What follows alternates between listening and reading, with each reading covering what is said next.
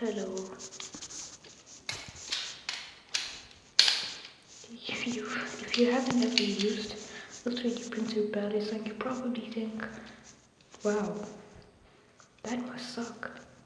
Well, you're wrong. These things are actually really good. And you can have custom blades.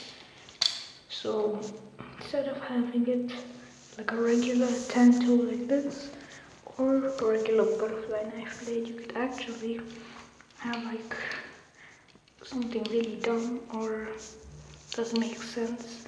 Like you could have a hammer, or you could have like a carved prison, although that would be really hard to print with my printer. But these things are actually really good, even though they do just use screws, and I haven't even put any oil in this. It's actually really smooth. Oh, this is 100% info.